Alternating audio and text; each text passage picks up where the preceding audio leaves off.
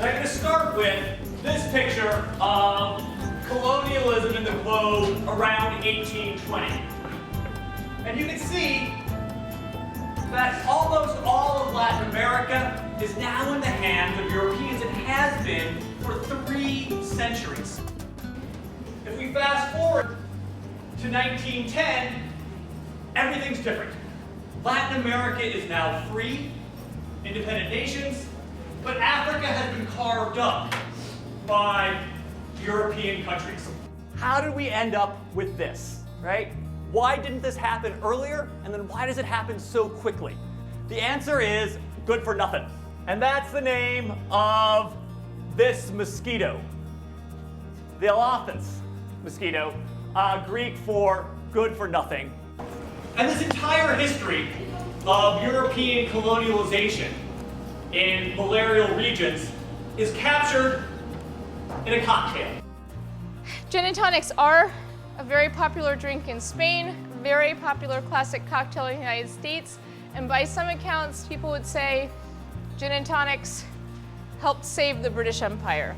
Today we learned about how to make tonic water. I thought it was very interesting how without it, many of the colonies that we know today wouldn't exist, especially in Africa, because they needed a specific cure to cure malaria, and that was only found in tonic water. Winston Churchill, just to back up for a moment, the gin and tonic saved more Englishmen's lives and minds than all the doctors in the empire. Because the Europeans, who every summer fell ill to malaria, thought it was the airs that were carrying the disease, the vapors. Bad air caused malaria.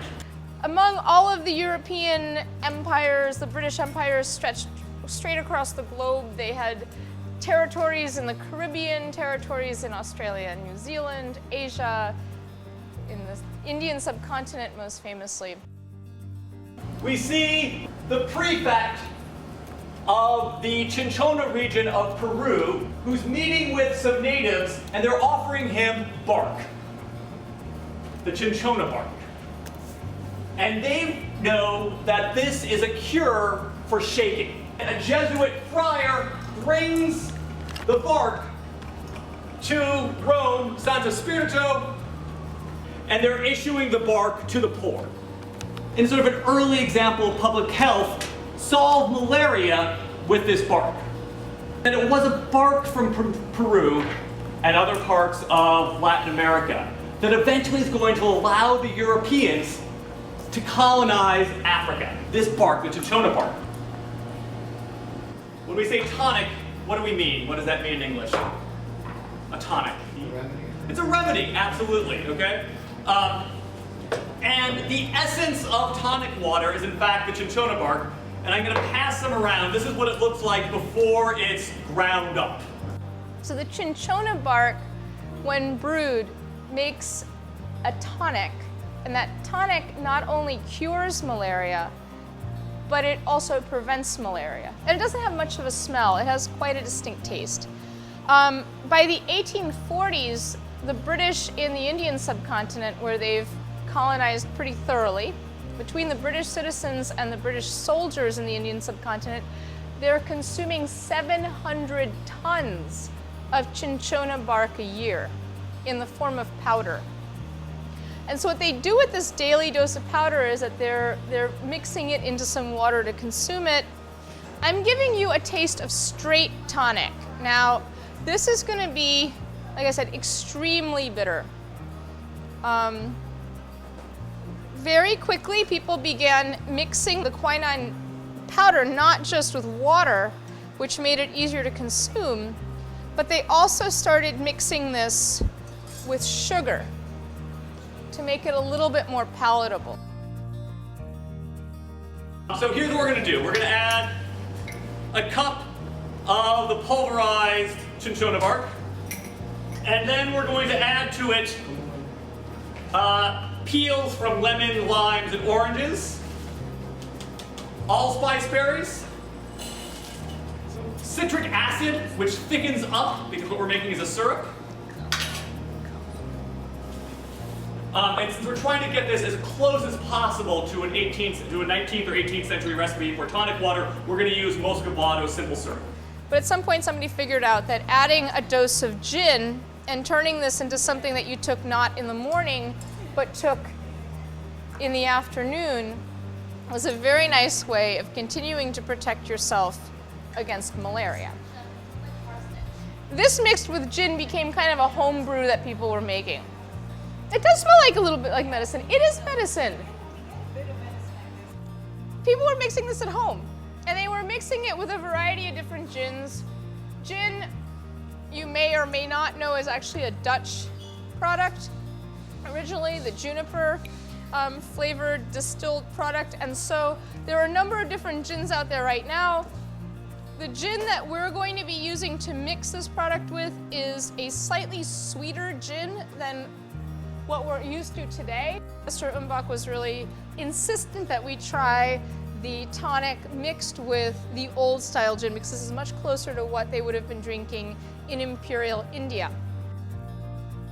In 1858, a gentleman by the name of Erasmus Bond bottles tonic. It took just a couple years later for the Schweppes company to begin bottling tonic water and begin its distribution not only in the Indian subcontinent but throughout Europe, and really starts establishing tonic water as a cocktail mixer. But it rarely contains high percentage of quinine, which is the active ingredient inside of the cinchona bark. One thing I'm going to make sure you all taste is the difference between the Schweppes tonic, which has quinine listed but is the last ingredient, and this Q tonic, which is made with agave, which is why we're going to be sweetening our tonic with agave. And it has the natural bitters as well as quinine. We don't fear malaria in the same way anymore. So when we have tonic water, we're not drinking it because we're preventing the onset of malaria. We're also not eating limes because we're afraid we're going to get scurvy anymore. And we're not drinking gin because we're Brits on Bengal tiger hunts. So there's very, very little quinine in this. Professor Umbach teaches at John Jay, the School of Criminal Justice. He's an historian. And he was very interested in this little fact. And you could always tell how much quinine is in tonic water because under a black light, that is infrared light,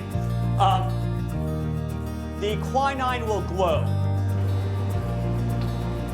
Ooh, okay. So all you need to do if you want to get good tonic water in the grocery store is take your CSI flashlight, right, and hold up all of the tonic water to you. Yeah, okay. The last piece of this, which has much less to do with malaria, but nonetheless is an important piece of the gin and tonic story, is the lime. And if I say something about lime and colonialism and trade, does anything come to mind? You're a sailor on a long ship journey. You're eating hardtack, which is a cracker type thing. You probably have beer and a ration of rum every day. You probably have salt pork and salt cod. So you're only getting fruit and vegetables when you're coming into port. So for months on end, you're just out on the water with a boat full of guys drinking rum and eating hardtack and salt pork. You get scurvy, which is a vitamin C deficiency. The British at some point realized that limes could counteract scurvy, and that's one of the reasons why the British sailors were nicknamed limeys. In addition to their daily ration of rum, they also got a daily ration of lime. So, the traditional garnish for a gin and tonic is a lime. So in a glass, you are drinking a very fine episode of British history.